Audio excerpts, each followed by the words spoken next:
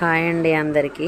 ఈరోజు మనం ఫంక్షన్లో వేసే దొండకాయ 65 దొండకాయ ఫ్రై తయారు చేసుకుందాము.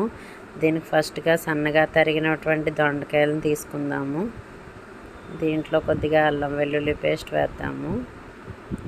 కొద్దిగా గరం మసాలా పౌడరు, కొద్దిగా ధనియాల పౌడరు వేసుకున్నాను.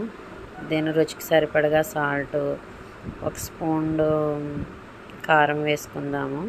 దీంట్లోనే కొద్దిగా కార్న్ ఫ్లోర్, కొద్దిగా శనగపిండి వేసుకుని బాగా కలుపుకుందాము. ముక్కలన్నిటికి ఈ మసాలా ఇవన్నీ పట్టే విధంగా కలుపుకుందాం. కొంచెం వాటర్ వేసి ఈ కన్సిస్టెన్సీ వచ్చే విధంగా మొత్తం కలుపుకున్నామండి. ముందుగా ఆయిల్ తీసుకుందాము.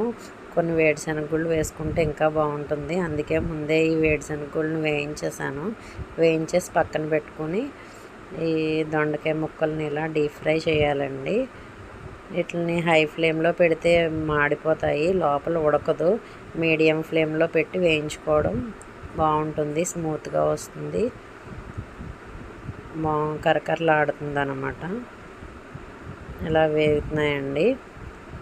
మా పిల్లలు అసలు దొండకాయ కూర అంటేనే తినరు, కానీ ఇలా దొండకాయ 65 చేస్తే మాత్రం బాగా తింటారు. దీన్ని చారులో కానీ పప్పుచారులో కానీ వేసుకుని తింటే సూపర్ ఉంటుంది. సాటర్డే, ఫ్రైడే ఇటువంటి టైంలో ఇవి బాగుంటాయి. అన్వి ఐటెం ఉండదు కాబట్టి ఈ ఫ్రై ఐటెం ట్రై చేయండి. దీంట్లోనే కొద్దిగా కరివేపాకు కూడా వేయించుకుందాము. ఈ కరివేపాకు వేసినప్పుడు ఉంటుందండి స్మెల్, సూపర్ ఉంటుంది. ఇలా వేగిపోయినాయండి.